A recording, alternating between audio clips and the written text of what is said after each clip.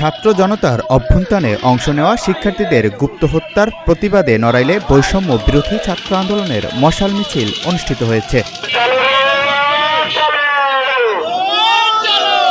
শুক্রবার সন্ধ্যায় বৈষম্য বিরোধী ছাত্র আন্দোলন নড়াইলের আয়োজনে পুরাতন বাস টার্মিনাল চত্বর থেকে একটি মশাল মিছিল বের হয়।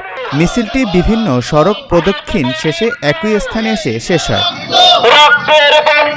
বক্তারা শিক্ষার্থীদের গুপ্ত হত্যাকারী সন্ত্রাসীদের গ্রেপ্তার করে ফাঁসির দাবি জানান। একই সাথে আওয়ামী লীগকে সন্ত্রাসী সংগঠন হিসেবে তালিকাভুক্ত করে নিষিদ্ধের দাবি তোলেন। 5ই আগস্ট আমরা যে স্বাধীনতা অর্জন করেছি, এই স্বাধীন বাংলাদেশে আমাদের ছাত্র ভাইদেরকে পরবর্তীতে বিভিন্ন জায়গায় চোরাগোপ্তা হামলা করে তাদেরকে হত্যা করা হচ্ছে, কিন্তু আমরা লক্ষ্য করছি প্রশাসন কোনো প্রকারের ভূমিকা নিচ্ছে না, বরঞ্চ স্বৈরাচারের দালালি করে যাচ্ছে তারা এখনো।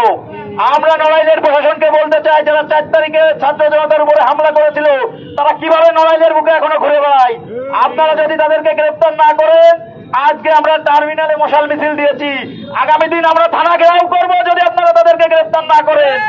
এই বিপ্লবের পরে স্বৈরাচারী শেখ হাসিনার দোসররা এখন সেই আয়ের কিংবা ওই জামাতুল মুজাহিদিন বাংলাদেশ জেএমবির মতো সেখানে অস্ত্র দিয়ে গুপ্ত হামলা চালাচ্ছে আমাদের বিপ্লবী ভাইদের উপর। ইতিমধ্যে 4 জন বিপ্লবী ছাত্র জনতাকে শহীদ করে দেওয়া হয়েছে। আর এই সকল খুনির দোসররা একদিকে জঙ্গি হামলা চালাচ্ছে আইএস ওই জেএমবির মতো, আর প্রকাশ্যে মুখ ফুলে ঘুরে বেড়ায়। কোন দিক থেকে তাদের সাহস এসেছে? তাদের খুনির দর কথায় আমরা জানতে চাই। আমাদের যে বিপ্লবী ভাইরা ছিল তাদের প্রতি আজকে চূড়ান্ত হামলা করা হচ্ছে, তাদেরকে দিনে দুপুরে এমনকি রাত্রের বেলায় তাদের উপর হামলা করা হচ্ছে। কারা এই হামলা করছে আমরা প্রশাসনের কাছে জবাব চাই। প্রশাসন যদি এর জবাব দিতে না পারে এবং যদি ছাত্র জনতার উপর তারা এর দায়ভার ফেলে দেয়, তাহলে আমরা ছাত্র জনতা কিন্তু এর বিচার নিজের হাতে তুলে নেবে। পরবর্তীতে আপনারা কিছু বলতে পারবেন না এই দেশের ছাত্র সমাজ। আজকে কিভাবে আপনারা দায়িত্বশীল বিভিন্ন সেক্টরের, তবুও এই ছাত্র সমাজ কেন দায়িত্ব তাদের হাতে তুলে নেওয়া লাগবে? আপনারা কেন এখনো পর্যন্ত সেই সব খুনিরা যারা নড়াইলে 4 তারিখে ছাত্রদের উপর হামলা করলো তাদেরকে কেন এখনো বিচারের আওতায় আনছেন না?